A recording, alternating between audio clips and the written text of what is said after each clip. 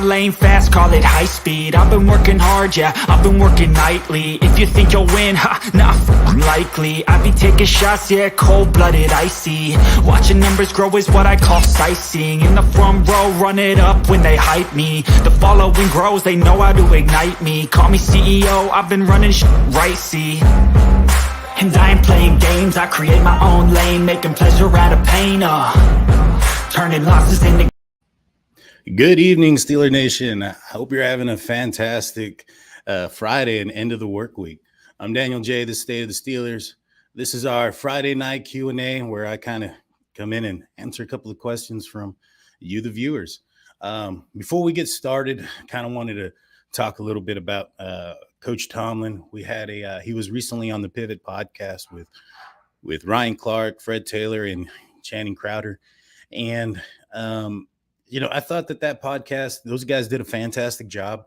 They brought Tomlin in, and they showed a different side of Mike Tomlin, and they kind of let us see a little bit inside. He talked about why he was, what drives him as a coach, his failures as a player, and how he, goes about his day-to-day life as the coach of the Pittsburgh Steelers. And, I thought he did a fantastic job. And at the end of the conversation, and with everything he had to say, from Antonio Brown to being a young coach to, the difficulties that come with the job, I thought it was just a great insight. And I was left with, just simply thinking and saying, I'm glad that Coach Tomlin is our coach, and I think he's going to be here for a while. He was pretty young coming in, and, a lot of folks used to kind of say that he inherited a team and he inherited that Super Bowl winning team. And Coach Cowher did build a great team and whatnot, but, it was his will. It was his, team at that point in 2008 that won the Super Bowl. And again, in 2010, that got us there.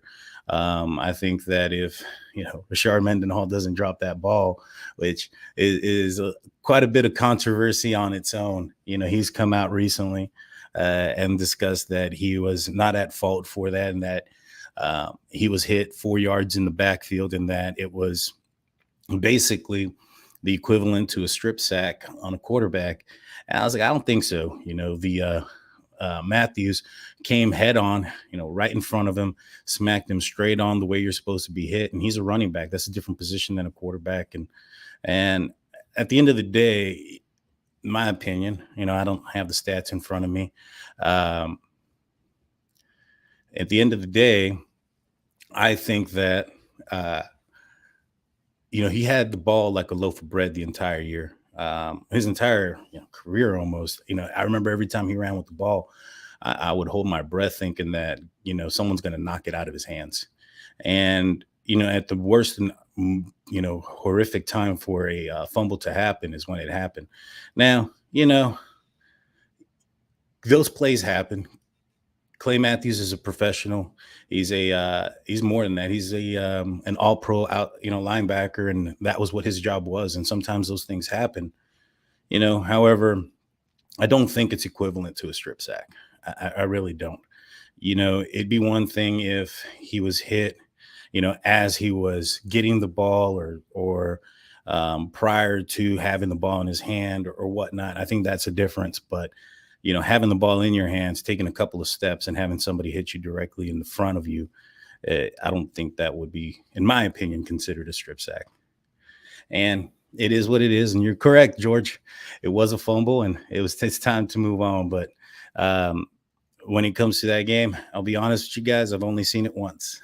I don't go back and watch when we lose sometimes. That game I was pretty upset about. But today we're answering questions from you guys, the viewers. So at this point, I started my intro. We talked a little bit of Mike Tomlin. Let's ask your questions, guys. Anybody have any questions, comments, things of that nature? It's been a busy week. Claypool was also on a podcast talking that he was the top 3 receiver. And I spoke about that earlier, and I'll go a little bit in depth into that right now. I think that in his defense, What is he supposed to say? He's supposed to have that moxie, that confidence. He is a NFL receiver who had, a career rookie, an extremely good rookie year. Last year he was injured towards the end of the year. He did come out on Instagram with a picture. It did state that he did come out saying that basically showed a picture that he had surgery. And so, those are some things that maybe could be excuses to, the level, the reasons why he wasn't, didn't take a tremendous step forward come to year two. But he's got some competition coming in right now in year three. We have Miles Boykin, who was, picked up on waiver wire, who the Pittsburgh Steelers are very, very, who are very interested in coming in from Notre Dame. They picked him off the waiver wire. He's a receiver that has a similar skill set, a similar height. He is an outside receiver that can push the defense with his speed.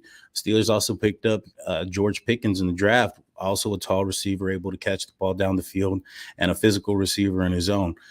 George Pickens reminds me a lot of a Hines Ward, but as far as his physicality and probably maybe a Martavius Bryant as far as his talent goes. And so I think that's kind of the best of both worlds. Last year, our running game wasn't the greatest.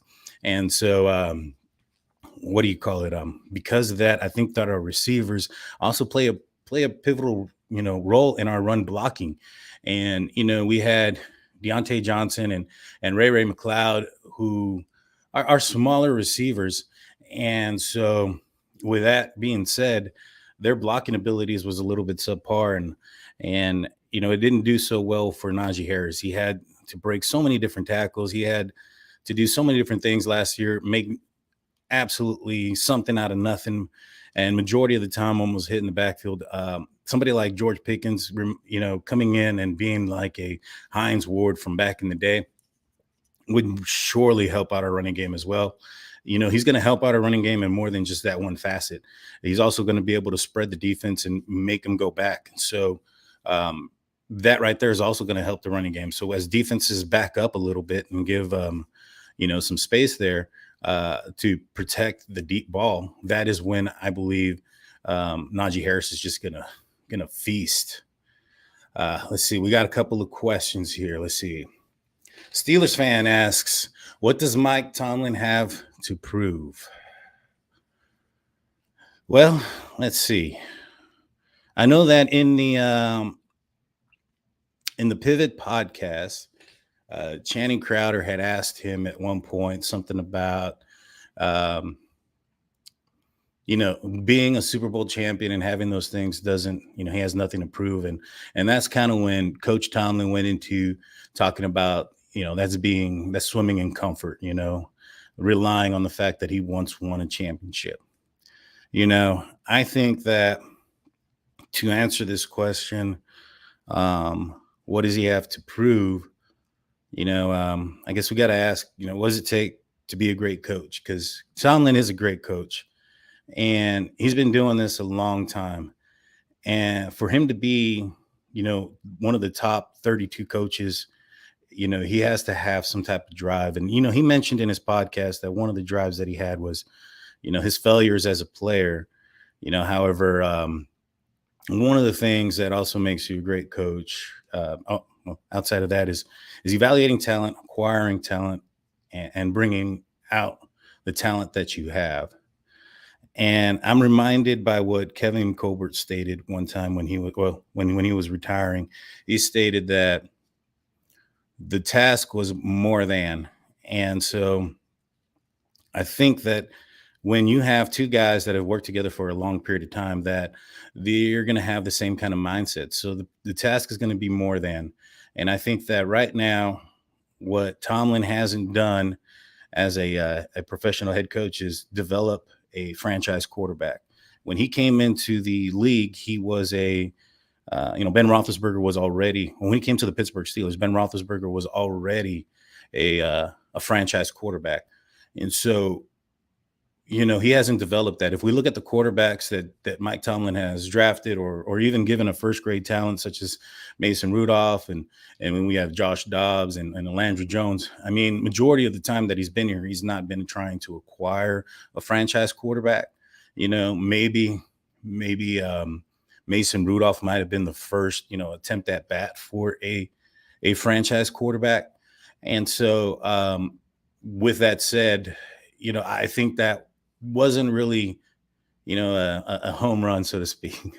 I wouldn't say that was a swing and a miss. I think Mason's a solid QB. If Tomlin would have drafted, Mason first round that year when he was coming into the league, then I think that at that point, we would have to look at that draft pick a lot differently. But at the end of the day, Mason Rudolph was the third pick in that draft for the Pittsburgh Steelers, and I believe the second rounder that we drafted up to get.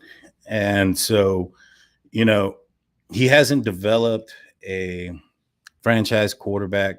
I'm not saying that's all he has left to prove or anything like that, but I think that might be the next big task for him that he might be going for.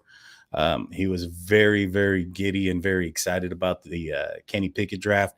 And I think that, that is the task. And going back with like Kevin Colbert and More Than, it's just, he was very, very honest in his answer when he said that those things that he's done in his past don't, mean anything to him. That just brings comfort, and he don't seek comfort. And so the next, Super Bowl and to continue to compete. I mean, the man sounds amazing when he's out there, when he's just conversating and talking. I think that you can't be doing this for this long and not be a certain competitiveness, and for him to do it this long, I think that and at the way he's doing it, at the rate he's at the level that he's done it in, is what I mean. He's a great coach, and I can't say much about him. But, I think that might be the next big task. I mean, I think the task every year is going to be win the Super Bowl. But, for his professional career, I think developing and acquiring a franchise quarterback may be pretty high on that list of accomplishments. Let's see what else we have. Thank you, Steelers fan. That was a great question. Do you think that everyone is reacting about the Steelers running back 2 situation? After Najee, there's Snell, McFarland, Durant, Hayward, Watt, and there's more running backs than that on the roster. Thank you, Brian. That's a great question. You see, I think that this could be an issue. I mean, as long as Najee stays healthy, then of course we're not going to have to worry about anything. If Najee were to go down, I think that's where the fear comes from. Like, who's going to replace him? Benny Snell, from what I was able to see last year, he was a running back that struggled to find the holes. And so even if we were to get a line that's better, that is producing the holes, if he's not finding them, then that can be an issue. I think that Anthony McFarland is a different type of back. I don't think he's an every down type of back. So if Najee Harris were to go down, he won't fill that role. Anthony McFarland is more of your scat back, your third down screen type of back, in my opinion. He's had a tough time staying on the field with injuries. And I think, none of the injuries that he's had have been due to his size, but it doesn't help him either. He's a very small back. There was rumors last year that there was Najee Harris and Anthony McFarland in the backfield at the same time, running some creative plays. And I'm excited to see if those things can come to fruition, especially with a more mobile quarterback this year. The next question is, when it comes to the backup running back position, is if they're going to spell Najee Harris, then, there again, I guess Anthony McFarland can kind of cover up for those third downs and, those catching situations, or when we're going to spread out the team and then just kind of, hit them with a pace back. But if Snell is going to be the running back that's going to be spelling Najee Harris, I think that might be an issue. Snell has been the type of running back in the past to be the kind that has to play the game for a period of time, get a rhythm, wear down the defense, and then take over in the second half. And I don't think he's going to have that ability to do so with Najee Harris in front. Now, Najee Harris is going to, of course, knock, tire out those defenses and wear them out. But Snell's not going to get that feel of the game, get into the game, and have that comfortability of being able to, get the feel of the game, basically. And I think that could be an issue. Durant, he is from what I understand and from what I've read, he's probably a running back who, in my opinion, probably has a skill set very similar to Kevin Ballage, taller, thicker kind of guy, but at the same time, very, speedy. We didn't really give Ballage much, playtime last year. I don't know why. I know in preseason he balled out a little bit, and I felt that he was going to do well there.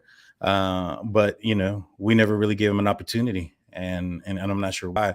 But if Najee Harris can stay healthy, then I don't think we have anything to worry about when it comes to the running back position. Mike Tomlin is well known for having just a bell cow type of a running back, and he's going to run him as much as he can.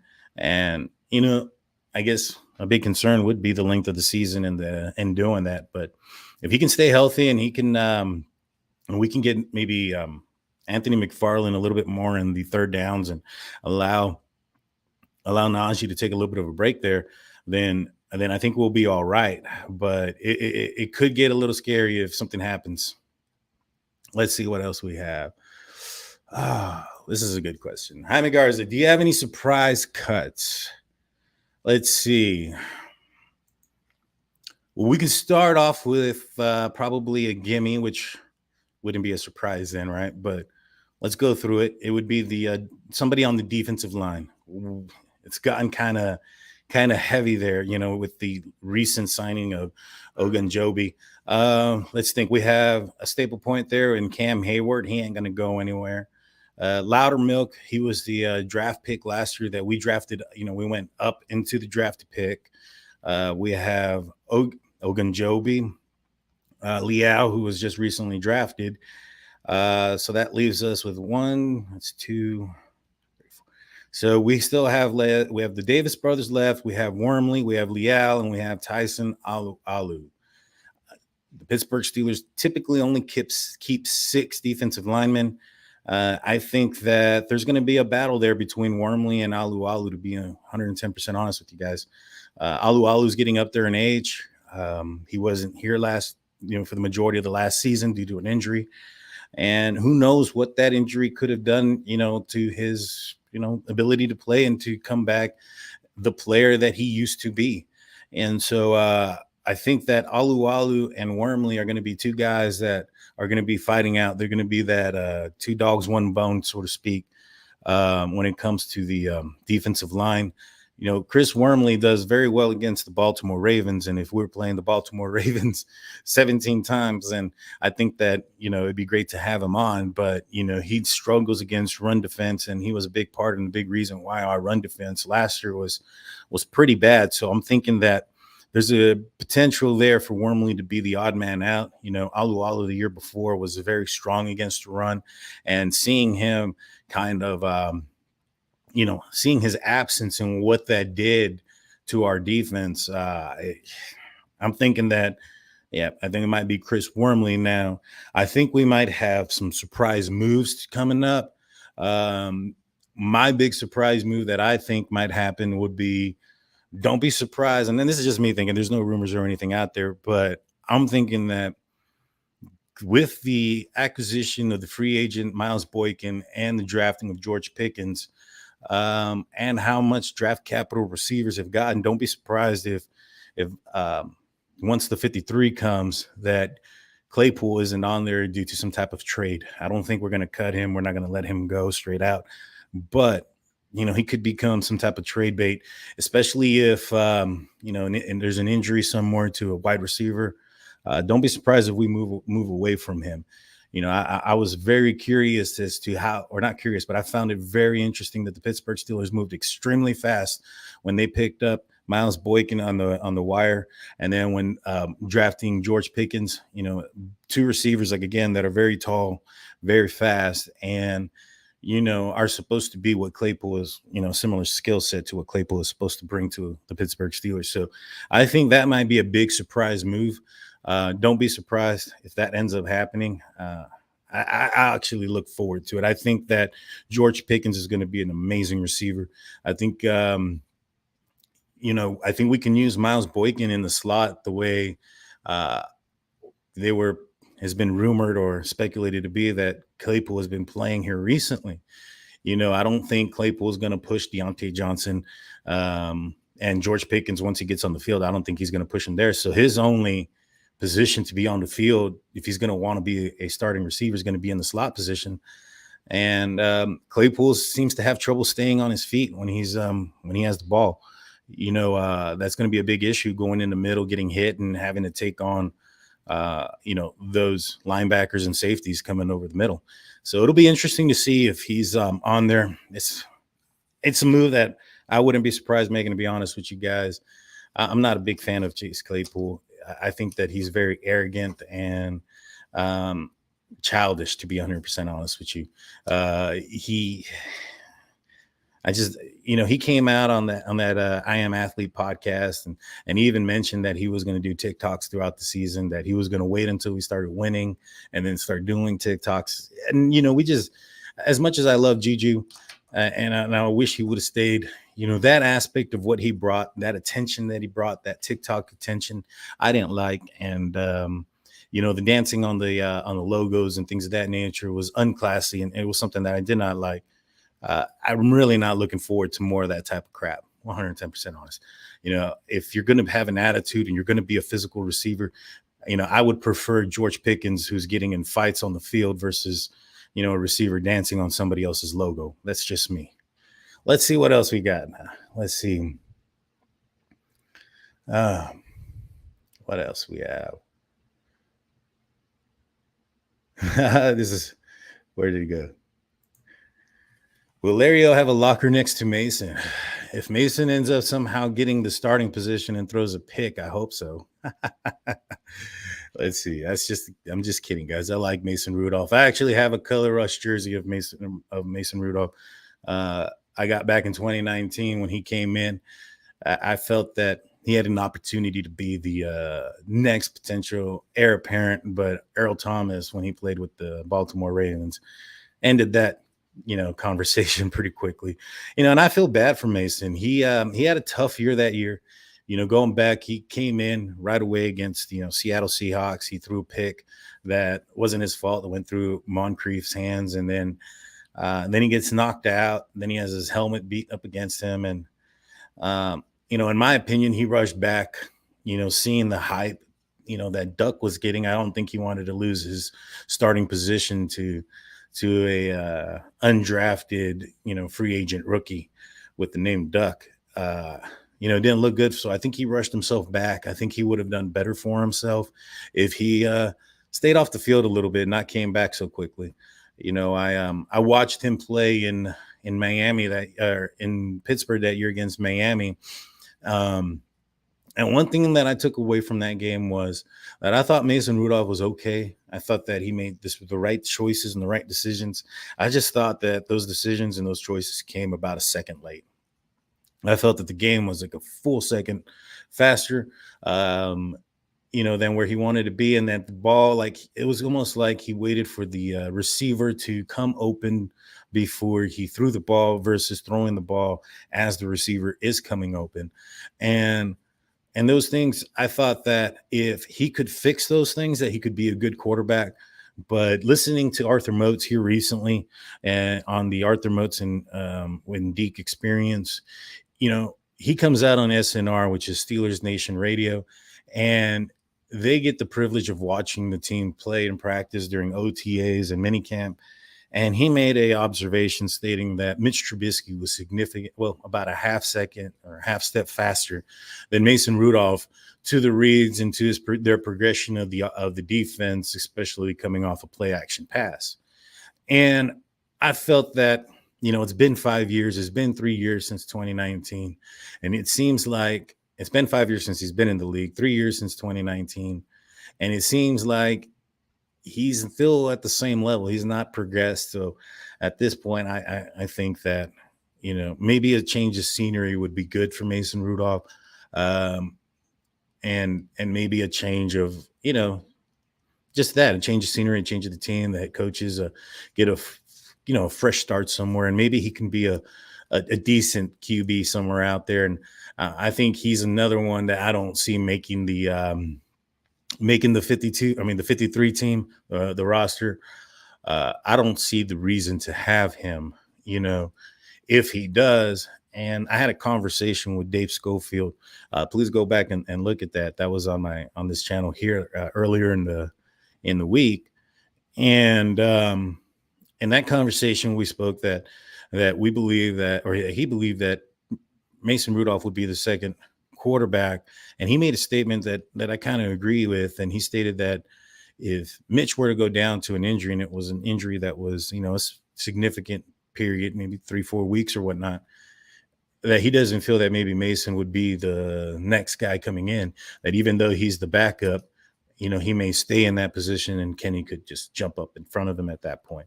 And that made sense to me because Mason's been on the team the longest. He's known the offense the longest. And I think he's a decent quarterback in the backup position. I've noticed that when he's come into games where the defenses weren't preparing for him, that he's done fairly well. When he's gone into a game that the defense was ready for him, it's not been the same situation. Him coming into games have been better for him, in the middle, or even when, he played against the Detroit Lions. I didn't think he played bad. I didn't think he played great. I felt he played serviceable.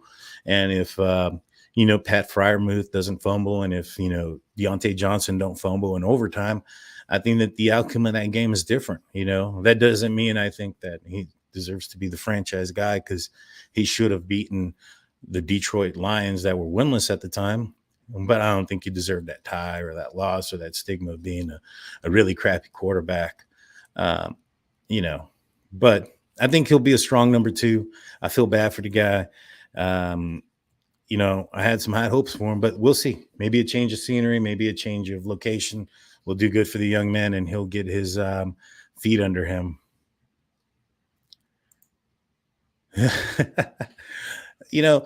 Mason also kind of talks when he does his interviews. I feel kind of bad for him. He's all over the place. It's, I think that right there adds to the stigma of him not being the great quarterback, is the fact that he doesn't do great interviews. He didn't live up to the hype coming in. And so, but yeah, that's all I have for Mason. Let's see. Does anybody else have anything for me? Do we have any other questions? Let's see. Let's get some comments in. Duck is a legend. He'll always be remembered for what he was able to do for this town or for the Steelers. And it was amazing what he did. I actually got to see him play that year against the Arizona Cardinals. And, his ability to anticipate his anticipation throws were what made him a solid quarterback. He didn't have the arm strength. He didn't have the talent that, a franchise quarterback would have, but he had the mind for the game. If you could have combined Duck and Mason that year, you probably have a pretty awesome quarterback there. But that's the one thing that makes, Ben Roethlisberger and those quarterbacks great, is that there's only a few of those. I mean, there's 32 starting quarterbacks in the league, but that's just they're filling up, in my opinion, a few of those are just filling a position. There aren't 32 starting quarterbacks in the league. And when you have a great one, it might be a while before, there's some dark times when you, well, what am I trying to say? You don't know what you have until you lost it. And so this year might, hopefully that doesn't come to fruition with Ben Roethlisberger being gone. But, what Ben was able to do was remarkable. I've been watching some recent videos here lately about Ben Roethlisberger in his earlier years, and it's just amazing what he was able to do. Seeing what he, the way he played here recently, his inability to move and his inability to throw the ball with the way he used to. It's crazy watching those early games. I was watching, back to 2005, and just how he was able to throw the ball in so many different angles and positions and whatnot. It was just an amazing thing. And I'm just hoping that one of these quarterbacks don't fall too far from what he was able to do. I know that in this last season and the season before, he didn't do so great. I think that Matt Canada gets a lot of flack for what Ben Roethlisberger had to go, for Ben Roethlisberger and his, abilities. The guy was older. He was 39 years old. A lot of people forget in 2005, he was involved in a motorcycle accident where he landed on his knees pretty tough. And throughout his, the later part of his career, he was very vocal about the fact that his knees had arthritis and things of that nature. And so, that really hindered his mobility. And, Matt Canada took a lot of flack for it. There was a post earlier that, somebody had asked, should Matt Canada be on the hot seat? And I always ask is like, why? He had last year was a cluster, when it came to the offense. The offensive line was poor. We had surprises all across the offensive line. David DeCastro retired, late in the offseason, which made us look for a right tackle and Ray Turner, who was, had been at one point in his career a very solid right guard.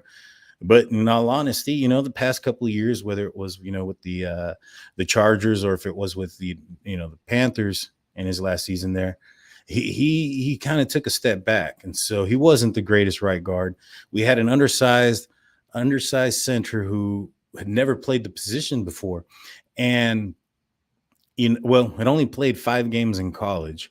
And we're expecting him to be the starting center next to a right guard who hadn't played in Pittsburgh, and a left guard who was in his second year coming in Kevin Dotson, who, if everybody remembers, the Pittsburgh Steelers were not happy with him when he entered, whether it was a physical thing or a mental thing, preparation type of stuff. It was bad. And so the offensive line across the board was horrible. Chuks Okorafor was supposed to be the starting left tackle. Zach Banner was supposed to return as a starting right tackle. Both of those didn't happen.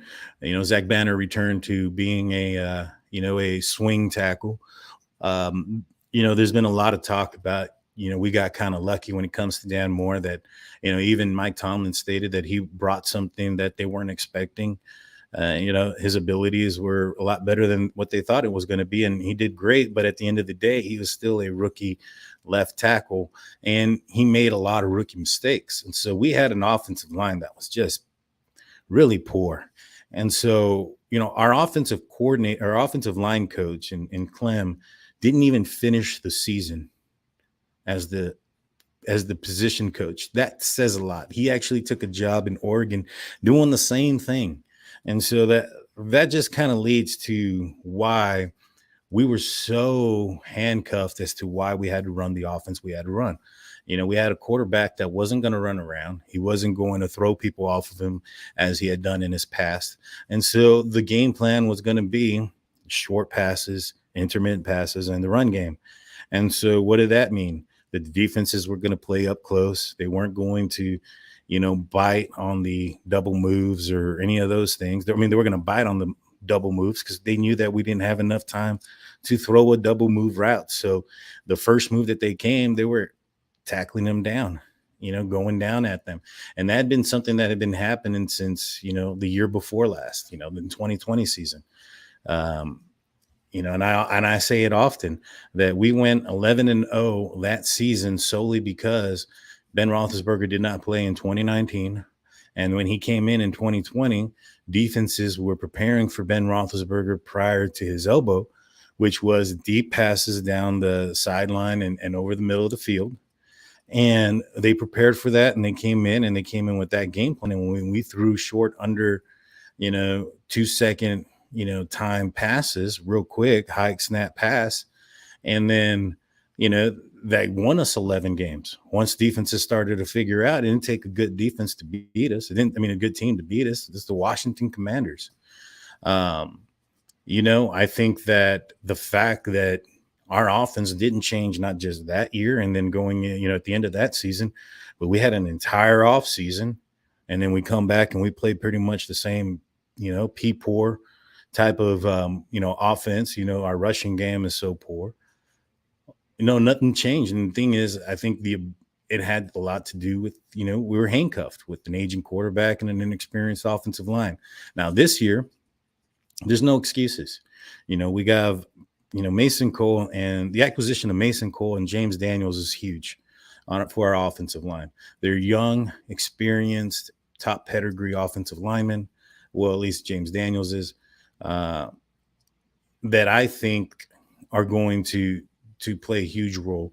Our left tackle is second year in Chukwu for, as much flack as he's gotten, he still has, put a stop to the likes of Von Miller, Garrett. He was able to do very well against those guys. And then we're going to have a battle with Kendrick Green and Dotson at left guard. I think that our team, also with the acquisition of Pat Meyer as our offensive line coach, the fact that this group can be together a full off season is going to make our offensive line significantly better than last year. But I think that battle at left guard is going to be a lot closer than what people think. I think that everybody's kind of giving everybody's giving Dotson the leg up on there, but don't be surprised. There was one thing that I really saw in Kendrick Green last year that he was able to do phenomenally well, and that was pull. There was many times that he was out in front of the running backs or the receivers in some aspects, getting down the field. He's very quick for a lineman and very fast. So his ability to pull and his aggressiveness and his physicality might put him over the top, especially if, Dotson, who in college was most of the time a right guard, can't pick up the mental aspect. Like I said, last year, there was some rumors there that when he came in, it was a mental situation as to why the Steelers were upset with him. And if that continues this year, then don't be surprised if Green ends up being that left guard. He's going to push. It's going to be an exciting battle to see. That's one of the position battles I'm really looking forward to. Let's see what else we have.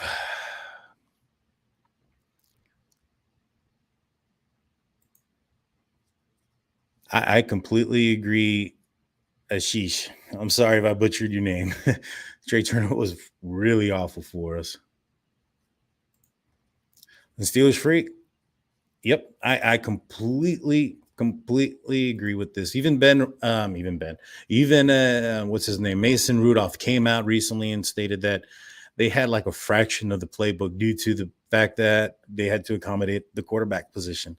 I know Mason's been throwing Ben under the bus a lot lately, or at least it perceives that way. I know that there was a quote out there that that stated that Mason had made the statement that if Pickett has questions or something, and I'm paraphrasing, if Pickett has questions that he would help him, unlike the other guy. And I'm guessing he's referring to Ben Roethlisberger in the statement that Ben made when Mason was, chosen or drafted. And when Ben was asked, hey, if Mason has questions, are you going to help him? And he said, he point him to the playbook. And so, there's no recorded evidence, or at least none that I have found, of Mason making that statement. But, there's been some report of some bad blood there. I wouldn't be surprised if something like that was said. Let's see. Jaime Garza, when is the next Drunk Turkey show? Asking for a friend. Jaime Garza is actually one of the hosts for the Drunk Turkey show. Drunk Turkey show is a conspiracy type show that he runs that I am a part of. If you guys are interested, it's called the Drunk Turkey Show. Let's see what else we got. That Washington defense was darn good. I do agree that it was. However, you could hear them yelling, after the end of the game or during big pauses of the game. And this is during the season when COVID was around, so there wasn't any fans or anything. So you could actually audibly hear the players yelling that they knew the plays and they knew what we were going to run and that we were predictable and became extremely predictable. In fact, that year, me and my wife went to go see the Steelers play in the AT&T Stadium or whatever it's called there in Dallas. And I remember telling, my wife was like, we're going to run to the left. We're going to run to the right. We're going to pass the ball, but it's not going to be very far. And most of the time I was right. It was very predictable that year. It was very routine, very much the same crap. It was like we had like 15 plays. It was a horrible year. Let's see what else we have. What's the next big move? Great question, Steelers fan. Well, I think that the next big move is probably going to be some internal signing. I think that we're going to be probably signing Chris Boswell first. Chris Boswell, I mean, if you look at our season this past year, we won 9 games, and like 7, or if not all those 9 games were won either in overtime or within, one score. And Boswell played a huge pivotal role in that. I think that Boz had like 5 or 6 50 plus, field goals, and a majority of those were in Heinz Field. I think that we need to lock him in. I know he's like 31, but that's like 21 for kickers. You know what I mean? Those guys could play forever. And so I think it'd be a smart idea, especially if you look at the rest of the let's look at the division. Cincinnati Bengals have a strong kicker. And so does the Baltimore Ravens and Tucker. And so we're playing teams that have a strong kicking game. And I believe I don't remember if Browns got a punter or if it was, no, I think that was actually the Ravens got the punter. Well, anyways, I digress. They got a strong kicking game, and when you're going up against the Browns or the Bengals, especially the Ravens, if you're going up against the Ravens and they get on the other side of the 50, that's 3 points.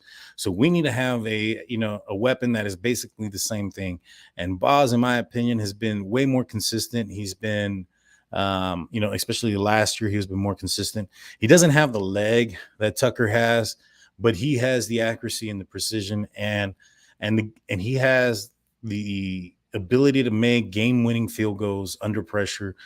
It's outstanding what he's able to do. So I think that's going to be the next big move. I think it's going to be signing Boz, and then we're going to look at Deontay Johnson.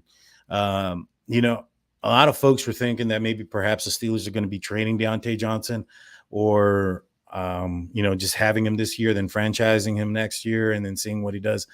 I'm starting to lean that we're actually going to extend him. I think that the Steelers aren't a team that are afraid to show their hand, so to speak. And, the moves that they made, and I hate to sound repetitive, but signing Miles Boykin and Pickens, I think that leads me to believe that maybe Claypool might be the one that's in danger of a trade or being moved on, other than Deontay Johnson. And as good as George Pickens is, we still need somebody on the other side. So I don't foresee that, Austin is going to be that type of receiver in the future. I don't foresee him to being that top, X receiver that's going to be on the outside. If anything, I think maybe once he gets established on the team and learns the playbook, that he might be moving maybe in the inside in the slot. We're going to need somebody, opposite of George Pickens. And I don't think that opposite person is going to be Claypool. I think that person may be Deontay Johnson. And the one thing that Deontay has is the ability to route run. His route running ability is amazing. His ability to get open. He's constantly open. He just needs to really focus in on not dropping the ball. And especially in crucial times, whether it was third down or in big moments or whatnot, it just seemed like those bigger moments are when he kind of just let the ball hit the ground. And it was almost like as well when it came to like the routine plays, and Tomlin is famous for saying, he wants, you to make routine plays routinely. And it just seems that sometimes Deontay Johnson doesn't do that.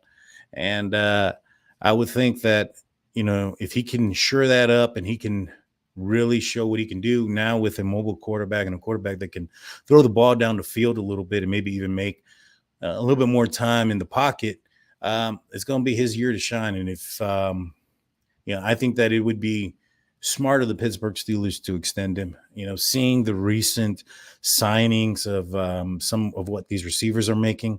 Deontay Johnson was asking about 14, 15 million at the end of this past season It would have been smart of the Pittsburgh Steelers to have signed him for that amount back then. Now that he's asking about 20 a year, and the market's only going up, and so it'll be interesting to see what the Steelers do. I already like the way Omar Kahn is working, signing Minka Fitzpatrick early and getting that taken care of, getting Larry Ogunjobi in, early on. That way he has a full training camp to work with the team. I'm super, super excited about the way he's doing things. The next question that I have that, I'll be excited to see how it goes is he's going to still follow Kevin Colbert's deal where he didn't make any deals throughout the season, that once, the season starts, that's it. I wonder if he's going to continue that protocol or if he's going to change it up and maybe extend people, early in the season and whatnot. That'll be interesting to see. But so far, I'm super pleased with the way he's doing things and how he's signing guys. He also changed the way he signed or the way he structured the contract with Ogunjobi, signing him to a 1-year deal with a contract that, has basically achievements that he has to make before he can get paid. Those weren't things that Kevin Colbert did very often, outside of maybe, quarterbacks, is the way he would structure things differently as far as achievements, unlocking certain pay. So, this happening with a defensive tackle is interesting. It's fun. It's exciting. It makes me think that we might be a little bit more aggressive when it comes to our free agency and how we do things here coming up forward. I'm excited. I think Omar Kahn's doing a superb job so far. Let's see. Let's see what else we have. What was the biggest upset for the Steelers last season? Not winning the Super Bowl. I think that's the biggest thing that's upset about, every season that doesn't end in a Super Bowl victory. I think that probably in my opinion, the biggest failure of the Pittsburgh Steelers last year was the inability to run the ball. It was stated very early and often, in the season last year and early in the offseason last year. Even owner, Art Rooney, stated that he wanted to run the ball and establish the run, and our running game was poor. And I think that was our biggest downfall. We hired Clem. There was a lot of hype in the offseason last year because of his demeanor and the way he talks and his physicality and what he was going to bring to the offensive line. And, we go and we get Kendrick Green in the draft, and he's wearing number 53 right off the bat. And then our offensive line can't do jack. I think that was our biggest, disappointment of last year. I feel that if our offensive line could have, done something, then we would have had a lot better of a year. Ben would have had a better of a year. Najee Harris, the whole 9 yards. Our defense would have been healthier because our offense would have been able to establish the running, time of possession and things of that nature. And I just think that at the end of the day, that was probably our biggest disappointment. And our biggest failure of the season last year. And I think that, to go full circle, and before I kind of pull this to a close, Mike Tomlin stating on the Pivot podcast that, he doesn't fear coaching and things of that nature, and the inability to coach a team or whatnot. He doesn't like coaches that make excuses. It kind of maybe is a little eye opener to why they let go of Clem so early last year. Maybe he was, maybe there's a little bit more to that story too. They kind of gave up on him pretty early and allowed him to leave pretty early for a team that doesn't do that, team that don't fire coaches and a team that don't get rid of anybody. Maybe with the acquisition of Pat Meyer and an established offensive line coach, I think that that's definitely going to help us out. We can only go up again. We only moved, I think, like 2 places. Our offensive rushing is piss poor, but I think that's going to be our biggest disappointment. And I think that that's going to be our greatest achievement coming into this year. We're going to really change things around. I think with Najee Harris coming in, being bigger and thicker and stronger, our offensive line are being more established, building that, being able to gel together, building that team cohesiveness, and having a mobile quarterback that's going to have the ability to throw the ball down the field and push defenses back is really going to help us out. And I think we're going to surprise some people. I look forward to week 1 going into Cincinnati and smacking them in the mouth. But that's all I got for you guys today. I'm running pretty close to an hour. I want to thank everybody that has jumped on the live. Hold on. I think I missed one. David Wright says, I still think we need to snatch someone up there in free agency at some point after the camp. I agree. I'm not sure who's out there in the outside linebacker position, but that's one position that I continue to say that we really need to fill. That third linebacker plays significant defensive snaps. And there was many times last year, before Melvin Ingram departed us, that Melvin Ingram, Alex Highsmith, and TJ Watt were on the field at the same time. And I feel that the defense wants to run a special packages that are similar to that, which will allow a third outside linebacker to play a little bit more. I just hope the Steelers aren't scorned with what happened with Melvin Ingram last year and how he departed us. But, we'll see. History says that we're going to pick up somebody else before the season starts. It'll be interesting to see if we can pick them up, earlier than, right before, first week of, the regular season. But with how the NFL has done things where you can keep a 90-man roster up until the end of the third preseason game, may not allow us to get someone until right before the season starts. So it'll be interesting to see how it happens and what happens. But I think that outside linebacker is definitely going to be on the books for us. But with that being said, guys, I appreciate everybody coming out here. I appreciate everybody watching and asking questions. We're going to come out here every week. I look forward to next week. We're going to have a live with right now. It's preliminative, but we have it scheduled so far, where Mark D from Steelers Nation Australia will be joining the show next week, and we'll be going live. I look forward to that. So please hit that like and subscribe button so you don't miss that live show. Please go back and watch the live that I had with Dave Schofield. It was very entertaining. It was awesome. The way he speaks about the Steelers football is amazing. So please go back and watch that. Don't forget, we're giving away 2 tickets to see the Steelers play live this year against the New York Jets in Pittsburgh at Heinz Field on October 2nd. It's in the end zone. It's on the lower level, and they're 100% free. The only thing you have to do is be a subscriber. We encourage you to hit that notification button because we'll be going live on July 4th to announce the winner of that contest, and you'll have to be on the live to claim the tickets. So, good luck out there. Please hit that like and subscribe, and peace.